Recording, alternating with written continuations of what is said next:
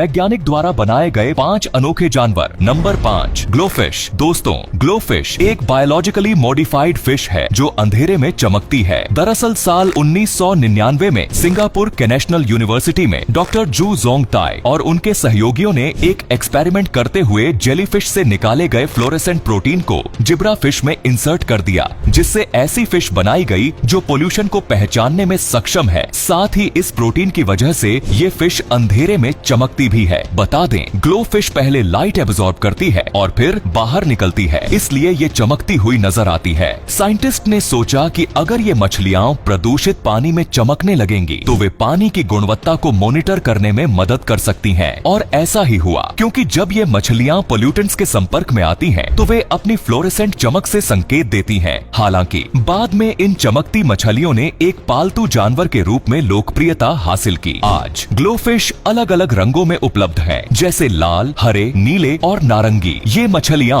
Aquarium रखने वालों के बीच खासी फेमस हैं। ये लोग इन मछलियों को अपने टैंकों को सुंदर और स्वच्छ रखने के लिए अपने फिश टैंक में रखना पसंद करते हैं। नंबर 4, सी थ्रू फ्रॉग। ये कुदरत का बनाया हुआ एक ऐसा मेंढक है जिसके शरीर के आर पार देखा जा सकता है, यानी ये फुली ट्रांसपेरेंट है। यही वजह है कि इस मेंढक को ग्लास फ्लोग भी कहा जाता है। बेहद नाजुक से दिखने वाले इस मेंढक को जंगल की दुनिया का बेस्ट पापा भी कहते हैं, क्योंकि यह अपने अंडों की हिफाजत करने के लिए अपनी जान की बाजी तक लगा देता है। बता दें, इन मेंढकों का शरीर हरे रंग का होता है। वहीं किसी किसी मेंढक के शरीर पर काले, सफेद, नीले या हरे धब्बे भी होते हैं। इस मेंढक का शरीर इस कदर पारदर्शी होता है कि नीचे से देखने पर आपको उसका धड़कता हुआ दिल, जिगर और आंत साफ साफ दिखाई देगी। वैज्ञानिकों का मानना है कि किसी भी तरह का खतरा भांपते ही यह मेंढक खुद के शरीर को शीशे की तरह पारदर्शी बना लेता है, जो उसे शिकारियों से बचने में मदद करता है। ये पत्तियों में खुद को ऐसे गायब कर लेते हैं कि इन्हें पहचान पाना मुश्किल हो जाता है। Number 3, Vacanti mouse. Vacanti mouse एक वैज्ञानिक प्रयोग का हिस्सा था, जिसमें चूहे के शरीर पर इंसानी कान जैसा आकार बनाया गया था। यह एक्सपेरिमेंट साल 1997 में डॉक्टर चार्ल्स वैकेंटी ने अमेरिका में किया था और इन्हीं के नाम पर इस चूहे का नाम वेंकेटी माउस रखा गया। इस एक्सपेरिमेंट का मकसद टिश्यू इंजीनियरिंग और बॉडी पार्ट्स की कंस्ट्रक्शन तकनीक को विकसित करना था। इस प्रक्रिया में वैज्ञानिकों ने सबसे पहले एक इंसानी कान के शेप का प्लास्टिक का स्ट्रक्चर बनाया। इंसानी कान बेहद नाजुक होने की वजह से साइंटिस्ट ने गाय के शरीर के टिश्यूज को चूहे के शरीर के नीचे इम्प्लांट कर दिया। चूहे के शरीर में ब्लड सर्कुलेशन और न्यूट्रिएंट्स की मदद से कार्टिलेज सेल्स बढ़ने लगे और कान का शेप लेने लगे। यह एक्सपेरिमेंट यह दिखाने के लिए किया गया था कि भविष्य में किस तरह से इंसान के बॉडी पार्ट्स को रिकंस्ट्रक्ट किया जा सकता है, जिससे ऑर्गेन ट्रांसप्लांट की जरूरतें पूरी की जा सकें। नंबर 2,